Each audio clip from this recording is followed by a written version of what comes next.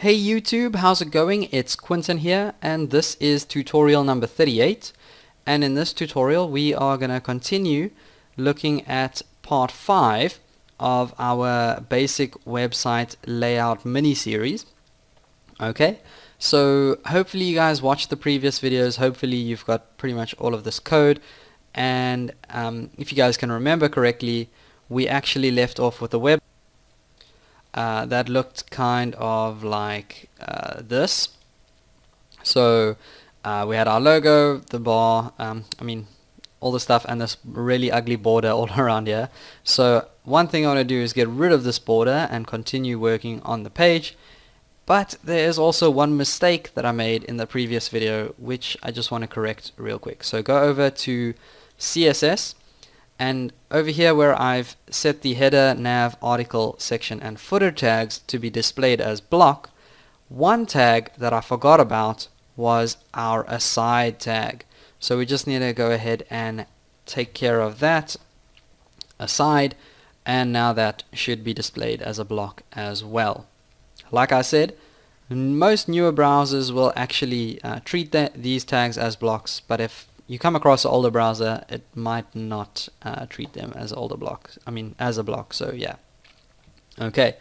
Okay. Now the next thing I wanted to do was actually get rid of this border, and if we save that now and go over to Firefox and click refresh, we've got that ugly looking border disappearing. Okay. So the one thing that we need to get done in this video is get this navigation moved over to appear next to our logo, because right now, being underneath the logo isn't really that interesting, and it would be nice if we could float all of these actual links next to each other so that it would appear home, about, tutorials and contact, instead of them all being underneath each other. Okay, so to do that we're going to go back to Notepad++, and I'm going to open up my header tag over here, and underneath my image, or actually in my image tag rather, not underneath it, I'm going to give this a class, and I'm going to give this a class of logo. Then I'm also going to go to my nav tag over here and give this a class, and I'm going to set this class equal to top underscore nav, because this is our top nav. And I'm going to leave the rest of these things. But now let's see if we can actually get this nav appear next to our logo. So go back over to CSS, and we'll select that picture or that image with the class of logo. And I'm going to give that a width of whatever our image width was. So if I open up this over here, there's my image, and I can see that my dimensions are 232 by 100. So let's give that a height of 100 pixels and a width of 232 pixels. Okay, and then I'm going to float this to the left, and the same thing for my nav. Let's go ahead and grab that class. Okay, and top nav. Okay, and I'm going to float this left as well, but I need to figure out now how much space do I have for my navigation, because we've given our website or our container a total width of 1000 pixels. Now I have my logo over here taking up 232 pixels. So 1000 minus 232, my math probably isn't that great right now, so let's open up my calculator, and let's see, 1000 minus 232 is equal to 768.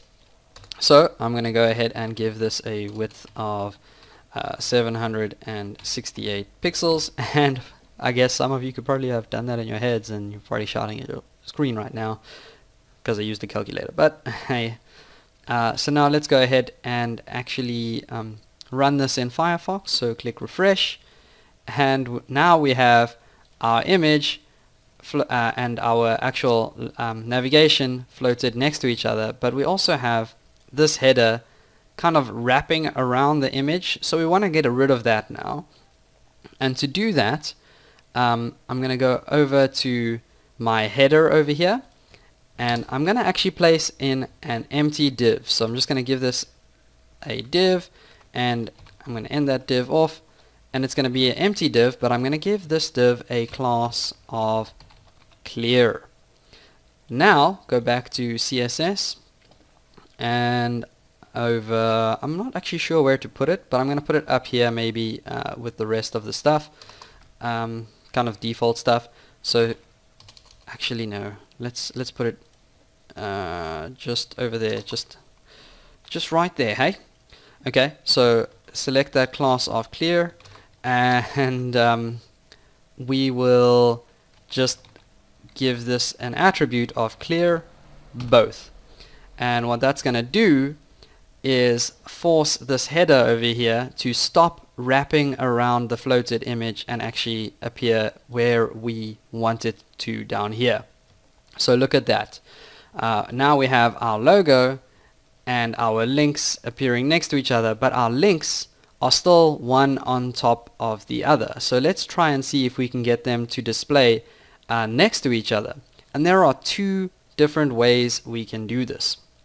The first way is to go over to our top nav tag over here, but we're going to select it with child elements. So top nav, and then we want these list elements over here to actually display next to each other.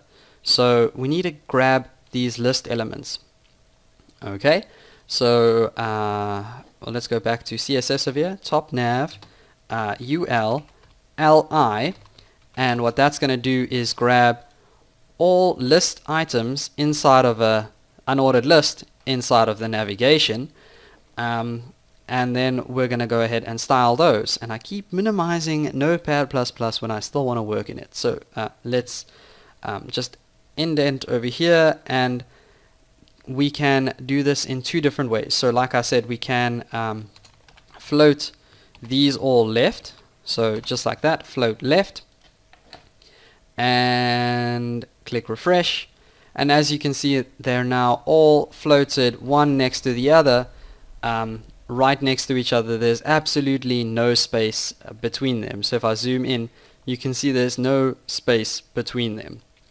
Now the second way is actually going to leave a little bit of space between them. So if I go back to Notepad++, and instead of saying float left, I say display inline block, like this.